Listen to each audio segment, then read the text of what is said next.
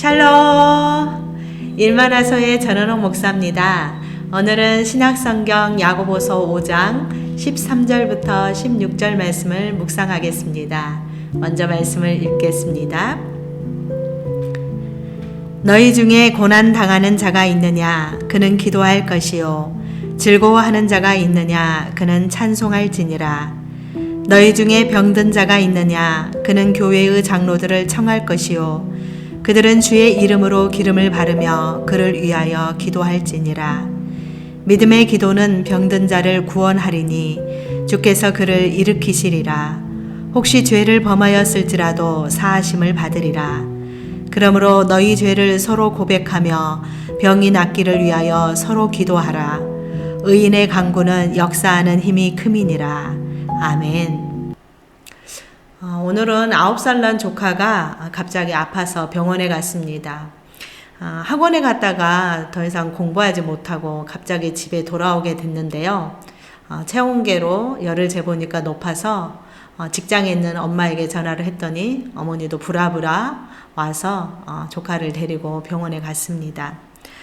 아이가 병원에 가기 전에 하나님이 더 이상 아프지 않게 해주실 거야 라고 말하면서 잠시 기도해 주었는데요. 그렇게 활발하게 잘 뛰어놀던 아이가 기운이 하나도 없으니까 여러모로 염려가 되고 또 걱정이 됩니다.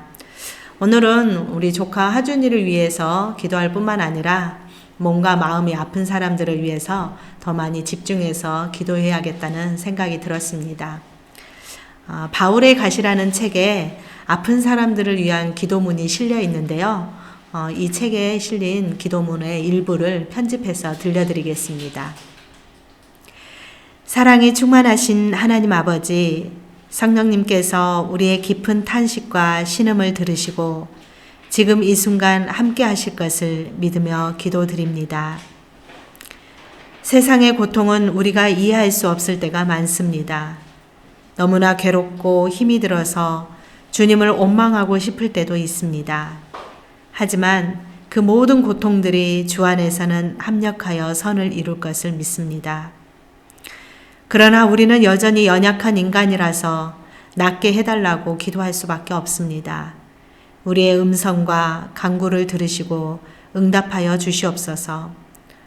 성경 속 나병 환자와 안진뱅이와 혈루증 여인과 소경을 낫게 하신 하나님, 저희에게도 그런 기적 같은 일들이 일어날 수 있게 해 주시옵소서. 주님은 세상 그 어떤 질병도 낫게 하실 능력이 있음을 알고 있습니다. 나의 육체와 마음과 영혼이 더는 병들게 하지 말아 주시옵소서. 주님의 능력만이 우리의 모든 육체와 마음과 영혼을 낫게 하실 줄을 믿습니다. 또한 따뜻한 마음과 실력을 가진 의사와 간호사의 손길을 통해서도 우리의 병든 곳이 치유되어 완전히 낫게 하여 주시옵소서.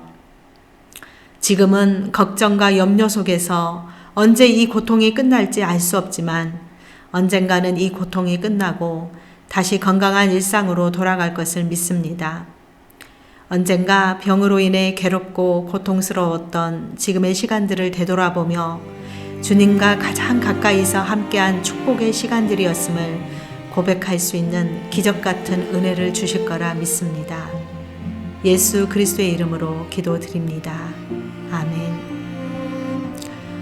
예수님의 부활을 경험한 후 주님을 메시아로 믿었던 예수님의 동생 야고보는 행동하는 믿음 생활을 굉장히 강조했었는데요. 그는 고난 가운데 있는 자는 그 상황을 탄식하기보다는 먼저 기도하라고 했습니다. 그리고 그에게 즐거운 일이 생긴다면 하나님을 찬송하라고 했습니다. 하나님을 찬송하라는 것은 감사로 영광을 돌리라는 뜻이겠지요. 그리고 또 믿음의 형제 자매 중에 병든 자가 있으면 교회의 지도자들을 청하여서 주님의 이름을 부르며 함께 기도하라고 했습니다. 우리가 교회에서는 이런 기도를 중보기도라고 합니다. 병든 자를 위해 기도할 때 가장 중요한 자세는 믿음으로 해야 한다는 사실입니다. 믿음으로 드린 기도는 하나님을 전적으로 신뢰하며 드리는 기도입니다. 이것은 하나님의 뜻에 그 모든 결과를 맡기겠다는 의지가 들어 있습니다. 믿음으로 드린 기도는 병든 자를 구원합니다. 예수님께서도 병든 자를 고치실 때 그냥 그 사람의 아픈 부위만을 치료하신 것이 아니라 그들이 지은 죄까지도 다 사해 주셨습니다. 우리는 병든 자를 위해 기도할 때 먼저 우리 자신이 지은 죄를 하나님께 회개하고 그리고 그 아픈 자를 위해서 간절히 기도해야 합니다. 하나님은 그런 기도를 들으시고 그 병든 자를 낫게 해주신다고 오늘 말씀에서 이야기하고 있습니다. 우리들의 기도가 의인의 간구가 될 수 있도록 먼저 하나님께 회개하는 자세로 기도하고 또 병들어 아파하는 그들의 마음을 함께 공감하며 간절히 기도하는 그런 저희들의 중보기도가 이어졌으면 좋겠습니다. 네, 오늘의 말씀은 여기까지입니다. 여러분, 오늘도 샬롬.